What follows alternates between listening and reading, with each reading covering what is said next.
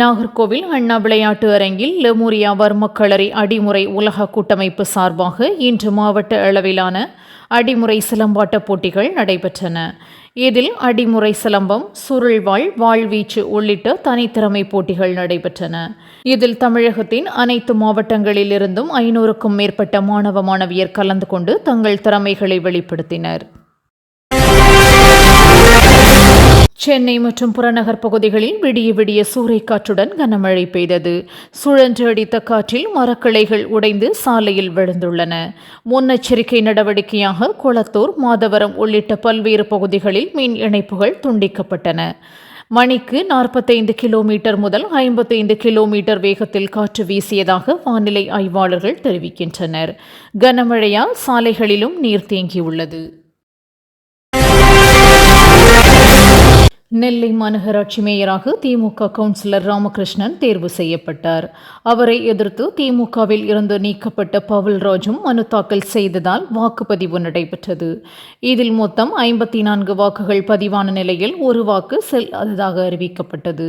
தொடர்ந்து 23 வாக்குகள் பெற்று பவுல்ராஜ் தோல்வியடைய 30 வாக்குகள் பெற்ற ராமகிருஷ்ணன் புதிய மேயராக தேர்வானார். திரை உலகை காக்க தமிழ்நாட்டில் வசூலிக்கப்படும் உள்ளாட்சி கேளிக்கை வரியை அரசு முழுமையாக ரத்து செய்ய வேண்டும் என பாமக தலைவர் அன்புமணி வலியுறுத்தியுள்ளார். தயாரிப்பாளர் சங்கத்திற்கும் நடிகர் சங்கத்திற்கும் இடையே ஏற்பட்டிருக்கும் கருத்து மோதல்களால் திரைத்துறையே முடங்கும் நிலை உருவாகியுள்ளதாக கூறிய அவர், இருதரப்பும் பேசி இதற்கு தீர்வு காண முன்வர வேண்டும் எனவும் கூறியுள்ளார். நிலையான ஆட்டத்தை வெளிப்படுத்தாததே இலங்கையுடனான தோல்விக்கு காரணம் என இந்திய கேப்டன் ரோஹித் சர்மா தெரிவித்தார். இத்தோல்வி வலியையும் ஏமாற்றத்தையும் தந்ததாகவும் நடுத்தர ஓவர்களில் சிறப்பாக ஆடியிருக்க வேண்டும் எனவும் கூறினார். பவர் பிளேயில் அதிகபட்ச ரன்களை சேர்த்திருக்க வேண்டும் என்றும் குறிப்பிட்டார். மேலும் 6 விக்கெட்டுகள் எடுத்த இலங்கை வீரர் ஜெஃப்ரிக்கு ரோஹித் பாராட்டு தெரிவித்தார். வீட்டு வரைபட அனுமதி வழங்குவதை எளிதாக்குவோம் என்று வாக்குறுதி வழங்கிய திமுக அரசு சென்னையில் 1000 சதுர அடி இடத்துக்கு அனுமதி வழங்க சுமார் 40,000 இருந்த கட்டணத்தை 1,00,000 ஆக்கியிருப்பதுதான் எளிமையாக்குவதா என அண்ணாமலை கேள்வி எழுப்பியுள்ளார். சுயசான்று அடிப்படையில் என கூறி ஊழலை அதிகாரப்பூர்வமாக்கி இருப்பதாகவும், எனவே கட்டண உயர்வை உடனே திரும்பப் பெற வேண்டும் என்றும் வலியுறுத்தியுள்ளார். வீடு கட்டுவதற்கான கட்டிட அனுமதி கட்டணம் உயர்வுக்கு ராமதாஸ் கண்டனம் தெரிவித்துள்ளார்.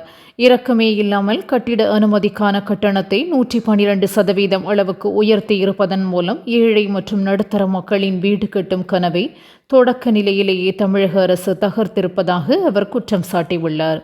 மக்களை பாதிக்காமல் அரசு தன் வருவாயை உயர்த்துவதற்கான நடவடிக்கைகளை மேற்கொள்ளவும் அறிவுறுத்தியுள்ளார். முதல்வர் ஸ்டாலின் வரும் 26ஆம் தேதி அமெரிக்கா செல்வதாகவும், அங்கு 1 மாதம் தங்க உள்ளதால் உதயநிதியை துணை முதல்வராக நியமிக்க உள்ளதாகவும் தகவல் வெளியானது. இந்நிலையில் இன்று பேட்டியளித்த முதல்வரிடம் உதயநிதிக்கு துணை முதல்வர் பதவி வழங்குவது குறித்து கேள்வி எழுப்பப்பட்டது.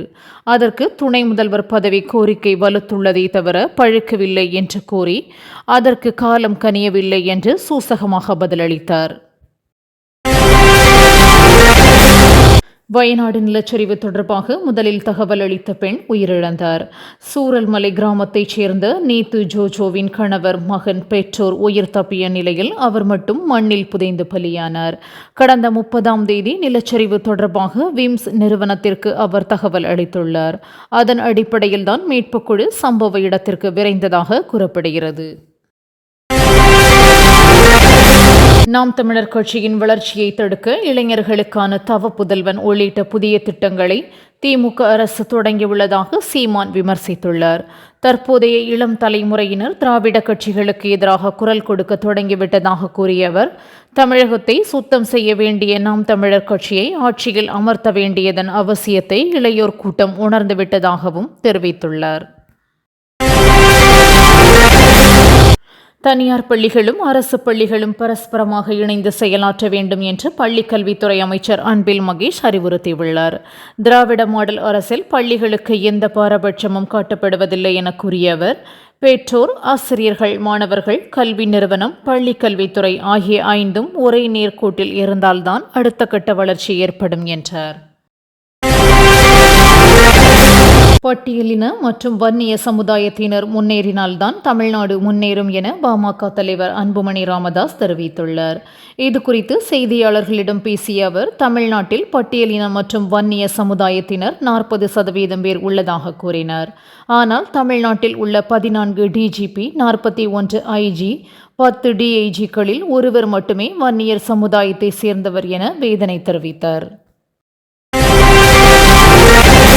வடகொரியாவில் பேரழிவை ஏற்படுத்திய வெள்ள பாதிப்புகளில் மீள ரஷ்யா உறுதுணையாக இருக்கும் என அந்நாட்டு அதிபர் புதின் அறிவித்துள்ளார். வடகொரியாவில் அண்மையில் பெய்த வரலாறு காணாத கனமழையால் பல்வேறு பாதிப்புகள் ஏற்பட்டுள்ளன. குடியிருப்புகள் வெள்ளத்தில் மூழ்கி அதிக அளவில் உயிரிழப்புகளும் நிகழ்ந்துள்ளன. மேலும் வடகொரியா மற்றும் சீன எல்லைப் பகுதிகளில் பல்லாயிரம் ஏக்கர் விவசாய நிலங்களும் நீரில் மூழ்கியுள்ளன. அமெரிக்க அதிபர் தேர்தலை முன்னிட்டு ஜனநாயக கட்சி வேட்பாளர் கமலா ஹாரிஸுடன் நடைபெறவிருந்த நேரடி விவாதத்தை குடியரசுக் கட்சி வேட்பாளர் ட்ரம்ப் ரத்து செய்துள்ளார். இதுகுறித்து அவர் தனது எக்ஸ் பதிவில், செப்டம்பர் 10 தனியார் செய்தி நிறுவனம் சார்பில் நடத்தப்படும் விவாதத்தில் கலந்து கொள்ளப் போவதில்லை. அதற்கு முன்பாக செப்டம்பர் 4 நடைபெறும் விவாதத்தில் கலந்து கொள்வேன் என குறிப்பிட்டுள்ளார். சீன முதலீடுகளுக்கு மத்திய அரசு விதித்துள்ள கட்டுப்பாடுகளில் எந்தவித மாற்றமும் செய்யப்படவில்லை என அமைச்சர் பியூஷ் கோயல் விளக்கமளித்துள்ளார். சீன முதலீட்டை அனுமதிக்க வேண்டும் என பொருளாதார ஆய்வறிக்கையில் கூறப்பட்டிருந்ததை அரசின் நிலைப்பாடாக எடுத்துக்கொள்ளக்கூடாது என கூறிய அவர், எல்லை பிரச்சினையில் தீர்வு கிடைக்கும் வரை குறிப்பிட்ட அளவை தாண்டி சீனாவிலிருந்து இறக்குமதி செய்யப்படாது என்றார். ஜம்மு காஷ்மீரில் மேகவெடிப்பால் பெய்த கனமழையால் தேசிய நெடுஞ்சாலை சேதமடைந்துள்ளதால் அமர்நாத் யாத்திரை தற்காலிகமாக நிறுத்தப்பட்டுள்ளது. சீரமைப்பு பணிகள் நிறைவடையும் வரை அச்சாலை மூடியிருக்கும் என அதிகாரிகள் கூறுகின்றனர். இதனால் பனிலிங்க தரிசனம் செய்ய முடியாமல் பக்தர்கள் ஏமாற்றமடைந்துள்ளனர். ஹிமாச்சலில் மேகவெடிப்பால் பாதிக்கப்பட்ட சிம்லா, குலு மாவட்டங்களில் இதுவரை 11 பேர் உயிரிழந்துள்ளனர். கண்டிப்பாக அரசியலுக்கு வரமாட்டேன் என நடிகை ஆண்ட்ரியா தெரிவித்துள்ளார். நிகழ்ச்சி ஒன்றில் பேசிய அவர், தான் ஆசைப்பட்ட த்ரில்லர், ஹாரர், காதல், அட்வென்ச்சர் உள்ளிட்ட அனைத்து விதமான கதாபாத்திரங்களிலும் நடித்துவிட்டதாகவும் வரலாற்று கதைகளில் நடிக்கும் ஆசை இல்லை என்றும் கூறினார். வடசென்னை 2 படம் உருவானால் கண்டிப்பாக சந்திரா கதாபாத்திரத்தில் நடிப்பேன் எனவும் உறுதிபட தெரிவித்தார்.